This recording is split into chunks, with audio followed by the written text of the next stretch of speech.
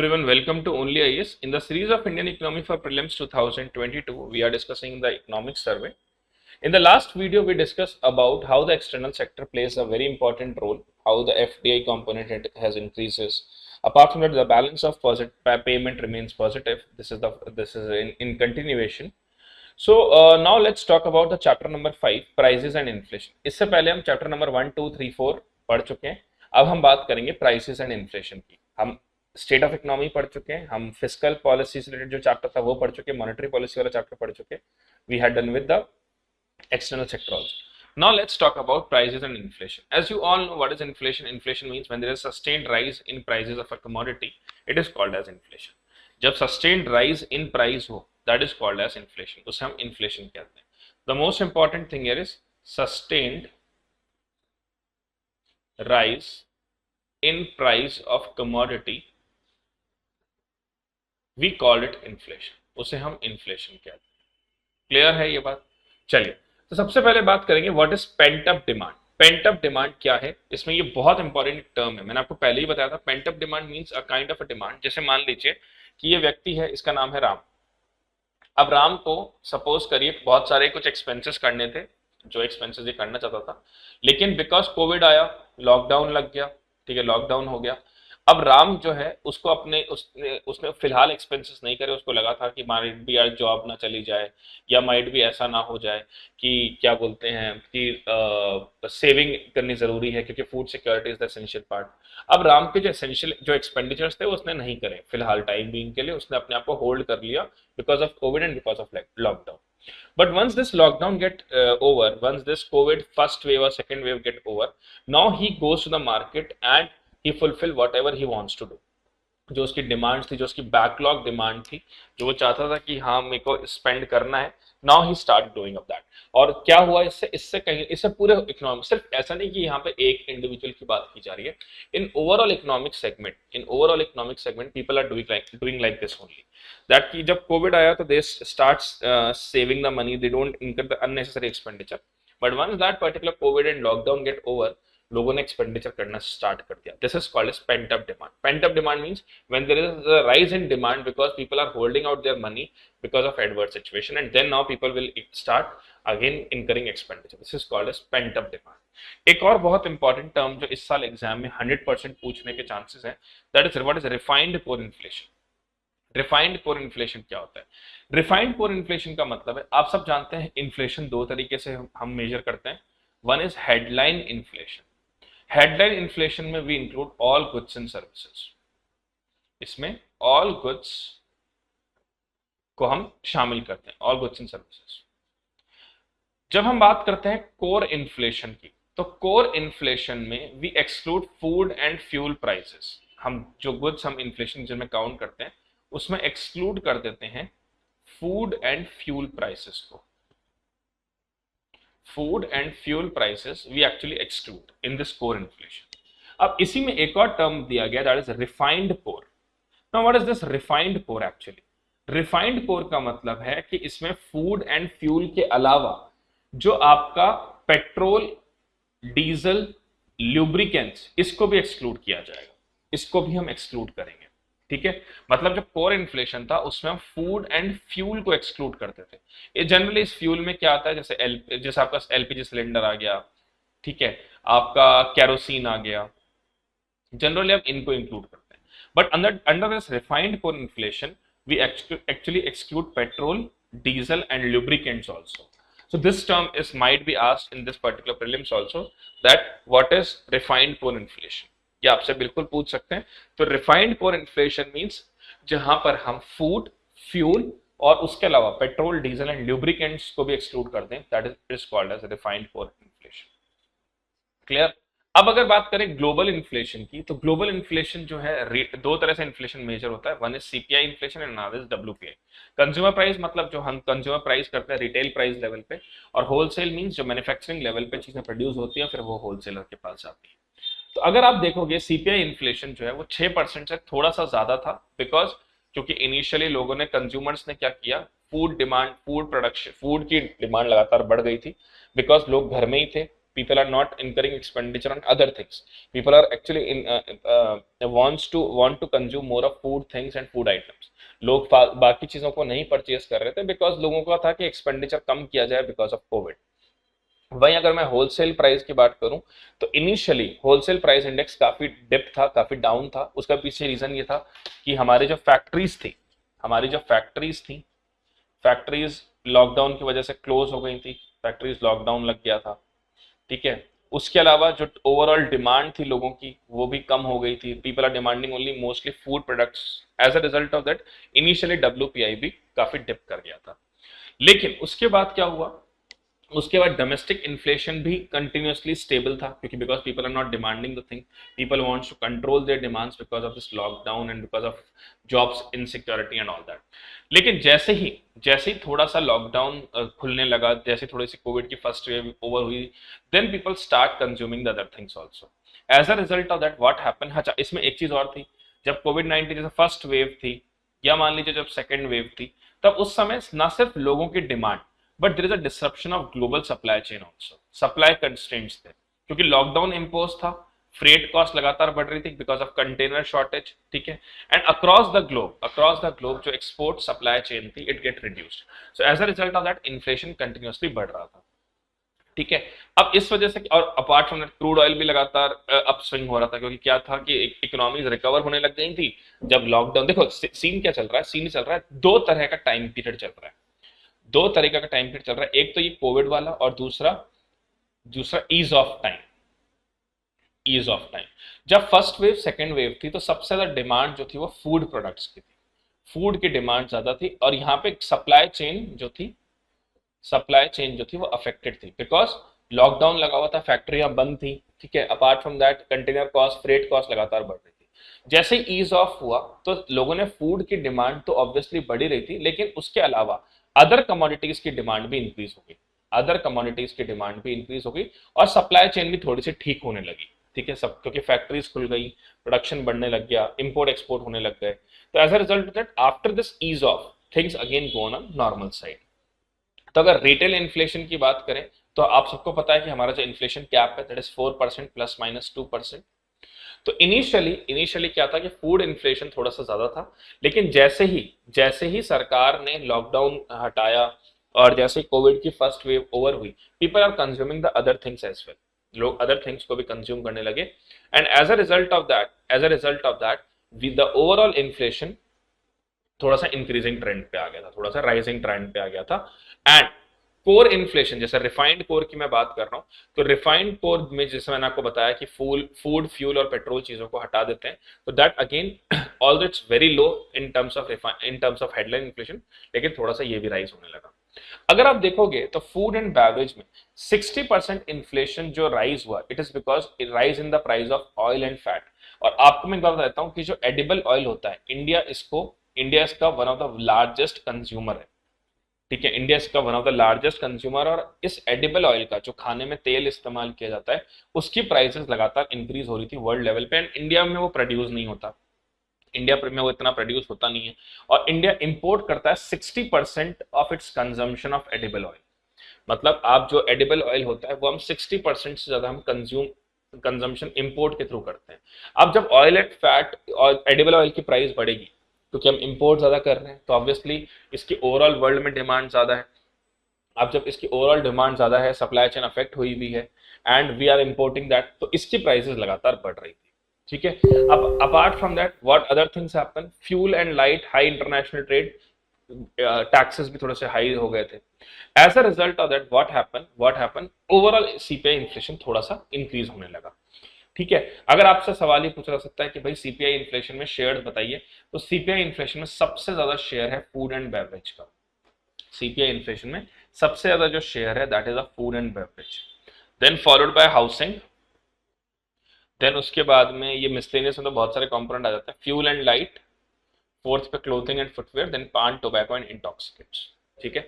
जो increase in food and fuel था that is food and beverage में सबसे ज्यादा। लेकिन अब आप इसमें एक ट्रेंड देखो, 2020-21 में ये फूड एंड बेवरेजेस 45.9% पे पहुंच गया। लेकिन 2021-22 में it again dipped to around 28। How this is possible? ये इसलिए डिप कर गया क्योंकि एक तो लोगों की डिमांड अब थोड़ी सी इंक्रीज हो गई, अलग अलग सेक्टर्स में डाइवर्सिफाइड हो गई। शुरुआत में जब लॉकडाउन इम्पोज था तो लोग सबसे ज्यादा फूड कंज्यूम कर रहे थे और लोग बाकी जगहों पे एक्सपेंडिचर नहीं कर रहे थे। लेकिन जैसे ही लॉकडाउन पूरा हुआ, लॉकडाउन खत्म हुआ, ईज ऑफ हुआ, वेव चले गई, फर्स्ट वेव सेकंड वेव, तो चीजें क्या हुआ, लोगों ने अलग अलग जगहों पे एक्सपेंडिचर करना शुरू कर दिया। फिर उस समय जब फर्स्ट वेव थी तब overall global supply chain affected थी, एडिबल ऑयल ढंग से मिल नहीं रहा था, इंपोर्ट उसको करना पड़ रहा था, लोग फूड कंज्यूम ज्यादा कर रहे थे, ग्लोबल सप्लाई चेन डिसरप्टेड थी।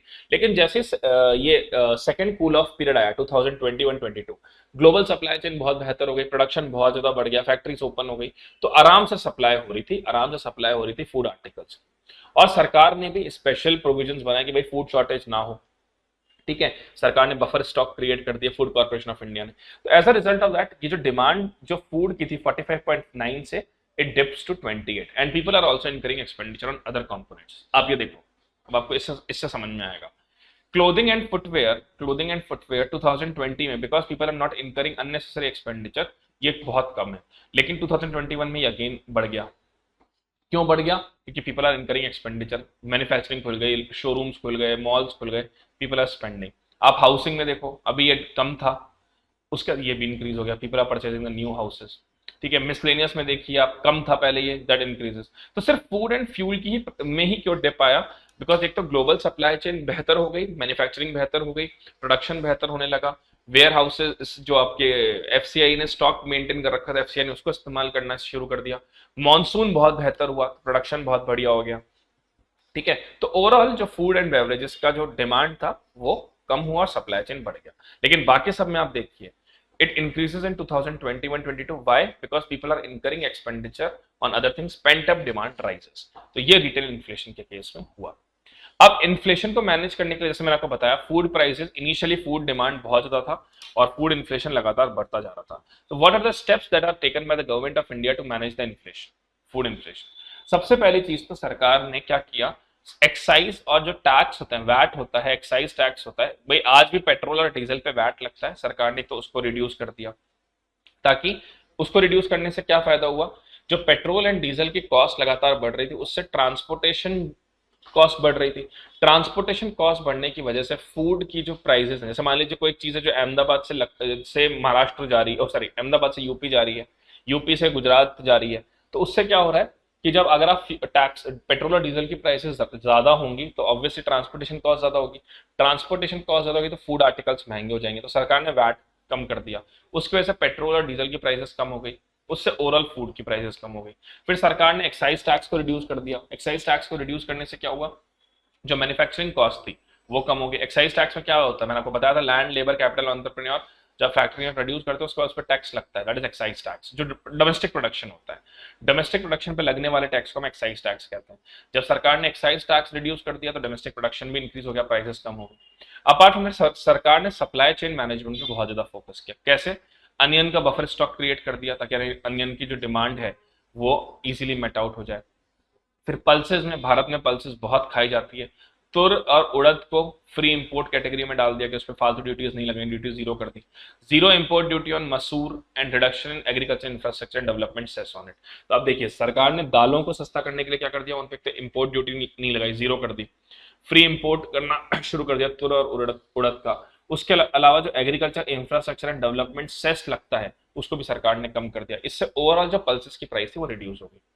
Apart from that edible oil, जो बेसिक ड्यूटीज थी, जो एडिबल ऑयल, क्योंकि इंडिया इंपोर्ट करता है एडिबल ऑयल को, सरकार ने उसकी भी, उस पर भी ड्यूटीज कम कर दी। उसके अलावा इस सरकार ने पूरे स्टेप्स लिए कि इनकी ब्लैक मार्केटिंग और होर्डिंग ना हो। As a result of that edible oil की भी प्राइसेस कंपैरेटिवली कम हो गई, जो कि ज्यादा थी। देन अपार्ट फ्रॉम दैट सरकार ने एक स्कीम चलाई थी ऑपरेशन ग्रीन। इस ऑपरेशन ग्रीन में 3 प्रोडक्ट्स थे, टमाटो, अनियन, पोटैटो, कि भाई भारत में सबसे ज्यादा इन्हीं 3 का कंजम्पशन होता है, टोमेटो, अनियन, पोटैटो। इनकी डिमांड कम नहीं होनी चाहिए, इनकी सप्लाई कम नहीं होनी चाहिए, सॉरी। तो सरकार ने ये टॉप स्कीम शुरू करी। लेकिन कोविड के बाद सरकार ने इस टॉप स्कीम का नाम बदल के कर दिया टोटल, और इसमें 41 पेरिशेबल चीजों को शामिल किया। पहले टॉप स्कीम थी, इसमें 3 ही चीजें थी, tomato, onion, potato. Now they increase it to, the name is change to total. In this 41 commodities are included. फिर सरकार ने किसान रेल चालू कर दी, जो पेरिशेबल प्रोडक्ट्स को एक जगह से दूसरी जगह पे ले जाया जा सके। जैसे मान लीजिए अहमदाबाद में कोई गुड्स बन रहे हैं, उन्हें हम लेके जाना है कलकत्ता, तो we have the Kisan rail to take the perishable goods fastly from one place to another. अच्छा, अब डब्ल्यूपीआई की बात करें तो डब्ल्यूपीआई इन्फ्लेशन मैंने आपको बताया स्टार्टिंग में इंक्रीजिंग ट्रेंड फॉलो कर रहा था, ठीक है। Apart from that crude oil, petrol oil सभी हाई इन्फ्लेशन था, मिनरल मैन्युफैक्चरिंग सब इंक्रीज होने लगे, एडिबल ऑयल भी इंक्रीज होने लगा। लेकिन उसके बाद डब्ल्यूपीआई और सीपीआई में थोड़ा सा वेरिएशन आ गया। ये वेरिएशन कैसे आएगा, ये मेंस में आपसे सवाल पूछ सकते हैं। सबसे पहला वेरिएशन तो डब्ल्यूपीआई सीपीआई में इसलिए आया क्योंकि डब्ल्यूपीआई का बेस कम है, सीपीआई का बेस इन्फ्लेशन बेस ज्यादा है। दूसरी चीज सीपीआई जो है वो रिटेल लेवल पे काम करती है, डब्ल्यूपीआई होलसेल पे काम करती है। अब सपोज करिए डब्ल्यूपीआई में मान लीजिए 50 तरह के साबुन है, 50 तरह के डिटर्जेंट है, 50 तरह के वेजिटेबल फ्रूट्स है। सीपीआई रिफ्लेक्ट करता है एक्चुअल कंजम्पशन लेवल। तो अगर एक्चुअल कंजम्पशन लेवल सीपीआई में जैसे मान लीजिए 50 साबुन है but people are using 10 soaps only, तो सीपीआई इन्फ्लेशन कम रहेगा इन कंपैरिजन टू सोप। लेकिन डब्ल्यूपीआई इन्फ्लेशन में क्या होता है, we count every product, that's why it has a whole transaction. तीसरी प्रॉब्लम क्या थी जो बहुत इंपॉर्टेंट है, ये क्वेश्चन सबसे इंपॉर्टेंट है, ये आपसे इंटरव्यू में, प्रीलिम्स में, मेंस में किसी में पूछ सकते हैं। सीपीआई में सबसे ज्यादा वेटेज जो है, सीपीआई में सबसे ज्यादा वेटेज दिया गया है फूड एंड बेवरेजेस को, इसका वेटेज सबसे ज्यादा है। वही डब्ल्यूपीआई में मैन्युफैक्चरिंग को सबसे ज्यादा वेटेज दिया गया है, ठीक है। और इसमें फूड एंड आर्टिकल्स का वेटेज कंपैरेटिवली काफी कम है, 24.4 ही है। वापस रिपीट करता हूं, सीपीआई में फूड एंड बेवरेजेस का वेट सबसे ज्यादा है। भाई वेट का मतलब क्या हुआ, जैसे मान लीजिए सीपीआई में 100 आइटम है, सपोज करिए सीपीआई में 100 आइटम है। अब इन 100 आइटम्स में वेट असाइन किया है कि भाई सबसे ज्यादा वेटेज किसको है, तो सबसे ज्यादा वेटेज दिया गया फूड को कि 100 आइटम है, तो इन 100 आइटम्स में 45% वेटेज तो सिर्फ फूड को ही दिया हुआ है। रेस्ट जो 99 आइटम्स हैं फिर उनमें डिस्ट्रीब्यूट कर रखा है 55%, 55% चीजों को। सिमिलरली डब्ल्यूपीआई मान लीजिए 100 आइटम्स हैं, इस 100 आइटम्स में फूड को सिर्फ 24% दे रखा है, means rest of the 676 is given to other items. तो सरकार ने जैसे ही फूड एंड बेवरेजेस के प्राइसेस को कंट्रोल करना शुरू किया, टॉप स्कीम से, ऑपरेशन ग्रीन से, किसान रेल से, जो आपकी जो फूड कॉर्पोरेशन ऑफ इंडिया ने जब बफर स्टॉक बनाना शुरू किया, तो फूड एंड बेवरेजेस की प्राइस कंट्रोल हो गई, उसका इन्फ्लेशन कंट्रोल हो गया और सप्लाई चेन बढ़ गई। तो सप्लाई चेन बढ़ने से और इन्फ्लेशन कम होने से सीपीआई इन्फ्लेशन जो था वो कम होने लगा। क्यों कम होने लगा, क्योंकि फूड को 45% वेटेज है, और अगर फूड का इन्फ्लेशन कंट्रोल कर लिया आपने तो that mean CPI inflation reduce हो जाएगा। वहीं डब्ल्यूपीआई में फूड एंड फ्यूल का सिर्फ 24% वेटेज है, तो यहां पर भी फूड एंड फ्यूल कम तो हुआ 24, लेकिन यहाँ पे मैन्युफैक्चरिंग का 64% है, और मैन्युफैक्चरिंग लगातार इन्फ्लेशन उसमें बढ़ता जा रहा था। क्यों बढ़ता जा रहा था मैन्युफैक्चरिंग में, बिकॉज लॉकडाउन हट गया, फैक्ट्रीज खुलने लग गई, एक्सपोर्ट इंपोर्ट बढ़ने लगे, डिमांड ग्लोबली बढ़ने लग गई, तो मैन्युफैक्चरिंग ग्रुप की डिमांड इंक्रीज होने की वजह से वहां प्राइसेस इंक्रीज हो गए। तो अब आप ये देखो, आपको इससे अच्छा से समझ में आ जाएगा। सीपीआई ये देखो, ये सीपीआई है, ये सीपीआई, ये सीपीआई, सीपीआई ये इंक्रीज हुआ अक्टूबर में, ये यहाँ पे देखो इंक्रीज हो रहा है थोड़ा सा, ये इंक्रीज हुआ क्योंकि ये वो टाइम था जब लॉकडाउन इम्पोज था, और अब देखो ये गिरा, ये फिर थोड़ा सा इंक्रीज हुआ, क्यों, जब सेकेंड वेव आई, उसके बाद ये फिर थोड़ा सा गिर के ये स्विंग वाले मोड में आ गया। क्यों कम हो गया सीपीआई, क्योंकि फूड आर्टिकल्स पे जो इन्फ्लेशन था वो कम हो गया था because of Operation Green, TOP scheme and Kisan Rail, stock holding by FCI and all that. तो सीपीआई इन्फ्लेशन नीचे गिर गया। अब आप देखो डब्ल्यूपीआई इन्फ्लेशन में क्या हुआ, क्योंकि यहाँ पर अप्रैल मई में यहाँ पर जब फर्स्ट वेव थी, ये फर्स्ट वेव का टाइम है, यहाँ पे लॉकडाउन लगा हुआ था तो फैक्ट्री में प्रोडक्शन ही नहीं हो रहा था, ये नीचे आ गया। फिर जब लॉकडाउन थोड़ा सा खुलने लगा, ये फिर इंक्रीज होता गया, होता गया, होता गया, और जब लॉकडाउन पूरी तरह से ईज ऑफ हो गया, आराम से पूरा वर्ल्ड खुल गया, तो देखिए देखो ये क्या हो गया, यहाँ मैन्युफैक्चरिंग इतनी ज्यादा इंक्रीज हो गई। फिर यहाँ पे थोड़ी सी सेकंड वेव आई तो ये थोड़ा सा डिप हुआ, but again it start growing. तो ये आपसे पूछ सकते हैं, और यहाँ पे ये क्यों ना, क्योंकि मैन्युफैक्चरिंग बढ़ रही है, फूड आर्टिकल्स का कंपोनेंट, फूड आर्टिकल्स का जो परसेंटेज है डब्ल्यूपीआई में वो कम है, इसीलिए ये ओवरऑल इंक्रीज होता गया। तो ये क्वेश्चन आपसे मेंस में पूछ सकते हैं। उसके अलावा what are the other factors which are contributing, housing prices initially fall हो ही रही थी, मैंने आपको बताया था, people are not purchasing the houses, people wants to save money more, why they are saving more money, because they want to put that money into food security, but once that COVID phase get over, now people are incurring expenditure on house prices, why they're incurring, they increases the pent up demand to increase more number of houses, they want to purchase houses, so housing prices initially fall then increases. Pharma, government ने pharmaceutical prices को check करा। Initially जब Covid पहली बार आया तो mask जो था वो इतना महंगा मिल रहा था, 50 रुपए, सैनिटाइजर 500 रुपए की बॉटल मिल रही थी, बट गवर्नमेंट ने उनको एसेंशियल कमोडिटीज में डाल दिया। Then apart from that government ने एक रेगुलेट करने के लिए एक बॉडी है, नेशनल फार्मास्यूटिकल प्राइसिंग अथॉरिटी, नापा। इसका मेन ऑब्जेक्टिव क्या है कि रेगुलेट करती है ड्रग प्राइसेस को कि अफोर्डेबल रेट पे मिल जाए। उस समय पे ऑक्सीमीटर की बहुत डिमांड हो गई थी, उस समय पे रेमडेसिविर की बहुत डिमांड हो गई थी, उस समय पे ये डोलो 650 और आपके क्या नाम है जिंक, एजिथ्रोमाइसिन, आइवरमेस्टिन, इनकी डिमांड बहुत ज्यादा हो गई थी। सरकार चाहती थी कि इनकी प्राइस रेगुलेटेड रहे। तो देखिए देखो, कोविड-19 initiative, capping of trade margin at oxygen concentrator 70% का, भाई बहुत ट्रेड मार्जिन ज्यादा ना हो। Pulse oximeter, glucometer, blood pressure monitor, nebuliser, digital thermometer, इन सब की प्राइस मार्जिन को कम कर दिया गया था। एंड अपार्ट दैट सरकार चाहती थी कि रेमडेसिविर, टोकेलिज्म, एम्फोटेरेटिसिन, इन सब का इक्विटेबल डिस्ट्रीब्यूशन हो पूरी कंट्री में और इनकी ब्लैक मार्केटिंग ना हो, ये एक्सेसिव कॉस्ट पे ना जाए। So this is in context of price and inflation. So thank you all of you. Thank you so much. I hope you get to know what is price and inflation and you had a clear cut concept what is that price and inflation effect.